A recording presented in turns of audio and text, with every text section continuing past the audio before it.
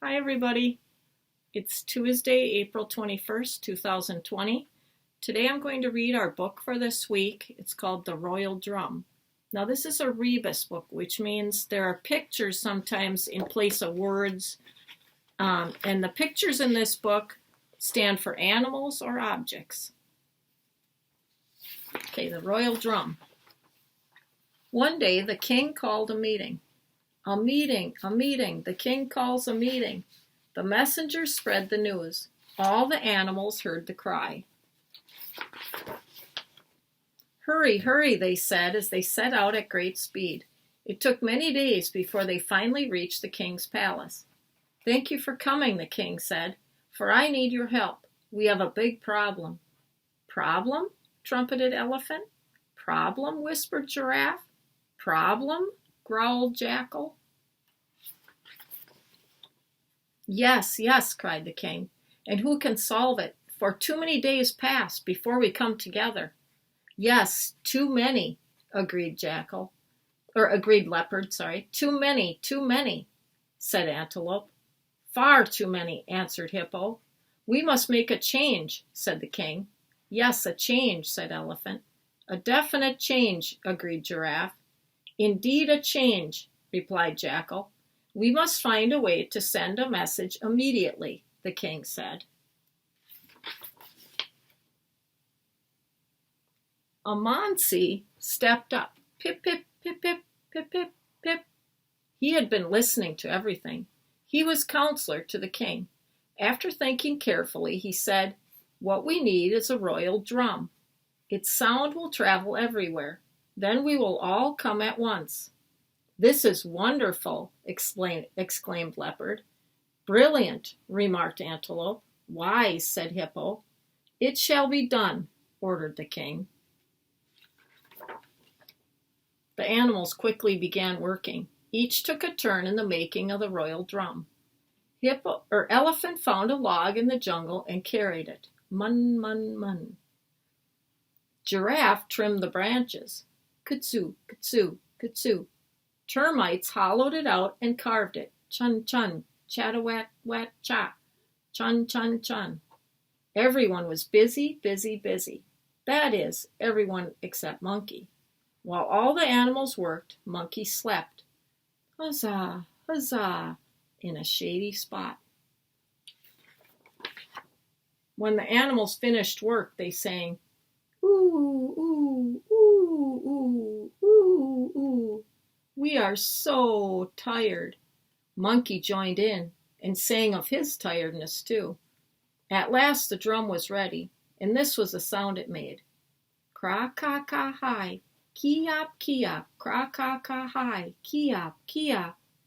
The animals hopped on one foot, then on the other. Yo, yo, yo, cried the king. Bring the drum to my palace. Who shall carry the drum? Asked Amansi. The drum was very heavy and large. The distance was too far, too far. No one wanted to carry the drum. Leopard said, Giraffe shall have the honor, for she is the most graceful. No, said Giraffe, Antelope should carry it, for he is so fast. Why, Elephant is strong and should do it, replied Antelope. Each animal named another to carry the drum. Finally, Amansi said, No one wants to carry the drum. I think the one who is most lazy should carry it. Yes, yes, agreed the king. What a fine idea. All the animals looked at each other. Who is the lazy one? Each animal thought. One by one, each animal looked at Monkey. Monkey jumped and hopped, jumped and hopped. All the animals were looking at him. Pooh, Monkey said. I will never, never carry the drum. Never, and that is all I will say.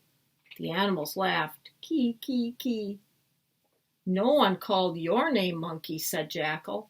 No one asked you to carry the drum, said Hippo. The animals all agreed. Indeed, no one said a word to you. I will not carry the drum, Monkey cried again and stamped his feet. The animals still laughed. Kee, kee, kee. Amansi told the king, No one called Monkey's name. Everyone was thinking, "Who is lazy, lazy, lazy?" They did not say, but Monkey knew. He told them he will not carry the drum. He then is the laziest of all. And so, to take the drum from the jungle to the palace of the king, it was Monkey who carried it. I hope you liked the story. So make sure that you, if you do have Seesaw, that you look at the activities, because there is an activity in there for the royal drum that I'd like you to do. Okay, now I'm going to read our chapter book, Dark Day in the Deep Blue Sea, our Magic Treehouse book. I'll read chapter 2. Chapter 2 is called Pirates Again? Jack opened his eyes. Teddy and Kathleen were gone. The warm air was filled with mist. Jack and Annie peered out the window together. The treehouse had landed in a tall tree with spreading branches. The mist was so thick they couldn't see anything around them. But Jack heard the caws of gulls and the swishing of rolling waves. He smelled salt water and seaweed.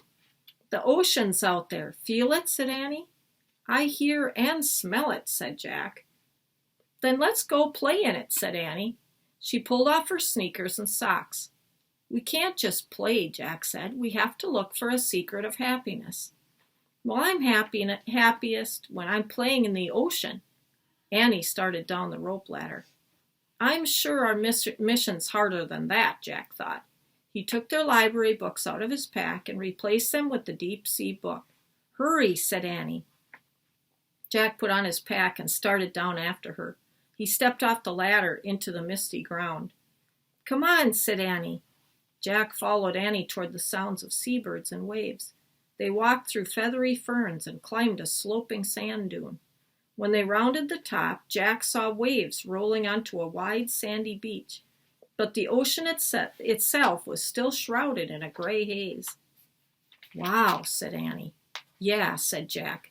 "Come on, let's go," Annie said. Jack and Annie hurried down the dune and ran toward the ocean. While Annie waded into the water, Jack stood at the edge and pulled out the research book. "Listen to this, Annie," he called. Jack read loudly. "Water covers 3/4 of our earth. Most of the ocean is an enormous plain a little more than 2 miles deep. But some ocean trenches are more than 6 miles deep." "More than 6 miles?" Annie asked, splashing the water into her hands. "It's 6 miles from our house to Aunt Libby's." "I know," said Jack. He read more. "The ocean is home to thousands and thousands of sea creatures. Mountains and volcanoes are also hidden deep beneath the surface of the sea." "Mountains and volcanoes?" asked Annie. "Under the water?" "That's what the book says," said Jack. "The ocean's a whole world we don't know anything about." "Well, some people know about it," said Annie, "or that book couldn't have been written." "Good point," thought Jack. "Put the book away and come in, Jack," said Annie. "The sun's coming out." Jack looked up from his book. The sun was burning away from the mist, making the day hotter. "Let's go swimming," said Annie. As Annie dove into a wave, Jack put his book back into his backpack. He left his pack on the beach, then he waded into the water. "Great, huh?" called Annie. "Yeah," Jack said as he dug his toes into the soft, gooey sand. Cool seawater lapped around his calves. He felt the warm sunshine on his face. "Let's swim farther out," said Annie. "Maybe the secret of happiness is in the deep blue sea." "How do we go down there without a submarine?" asked Jack. This is the picture.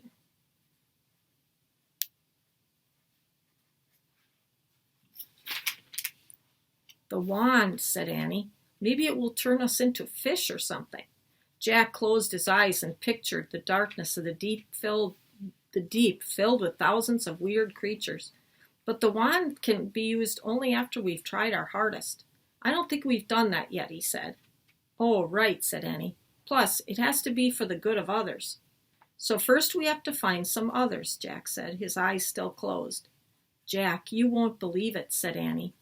"What?" Jack asked dreamily. "Take a look," said Annie.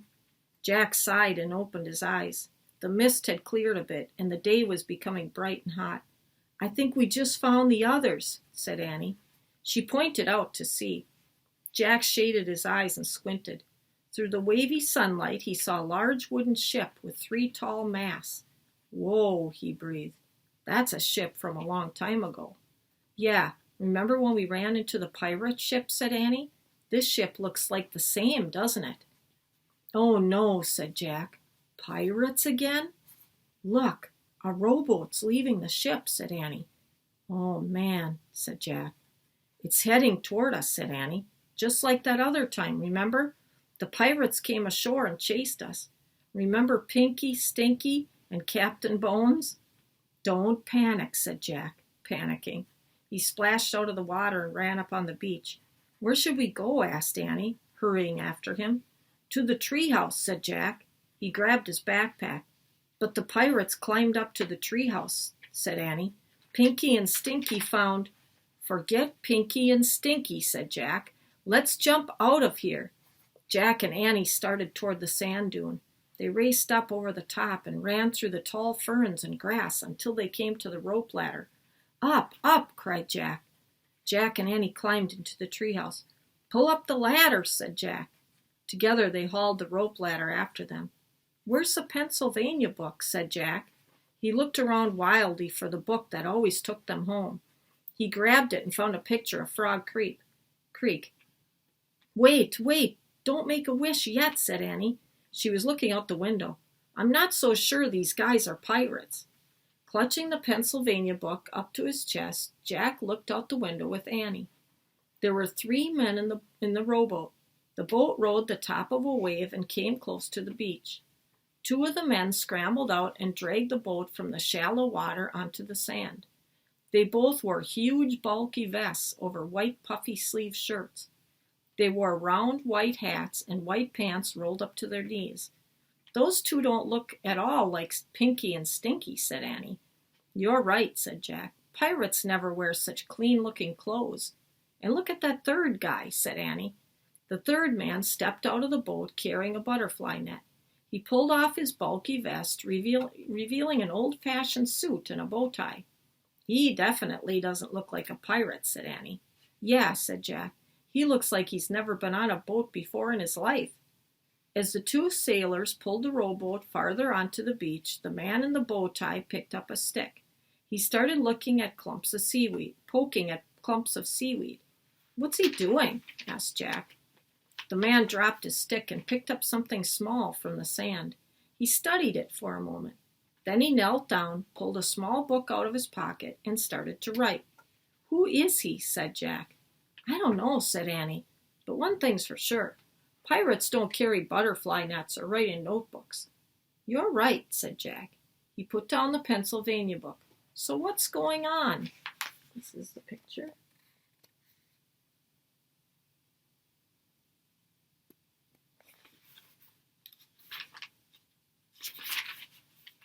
"Let's go find out," said Annie. She dropped the rope ladder back to the ground and started down. Jack grabbed the pack and hurried after her.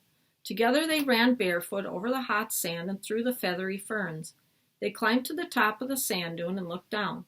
The 3 men were still on the edge of the water while the big ship drifted offshore. "Hey, look, you can see the name of the ship," said Annie. Jack peered through the haze and read on the side of the ship, HMS Challenger. "I'll look it up," he whispered. He pulled out the research book and searched the index. "It's here," he whispered. He found the right page and read, "The HMS Challenger, HMS stands for Her Majesty's Ship, was a British Navy vessel that served as the first dedicated scientific exploration ship in the history of the world." "Oh, man," said Jack, looking up. "That is so cool." "Yeah, read more," whispered Annie. Jack read on. From 1872 to 1876, the HMS Challenger circled the globe, exploring the dark depths of the ocean. There were over 200 seamen and 6 scientists on board. "So, we landed in the 1870s, said Jack, looking up again. "And that guy with the butterfly net must be one of the scientists," said Annie. "Come on, let's go meet him." Before Jack could tell her to wait, Annie darted down the sand dune. Hey, guys, she called. She waved her arms. Hi! The three men whirled around. Their eyes grew wide and their mouths dropped open. They looked at Annie as if they were staring at a ghost. And that's the end of chapter 2. So tomorrow I'll read chapter 3. Okay, have a good day, everybody.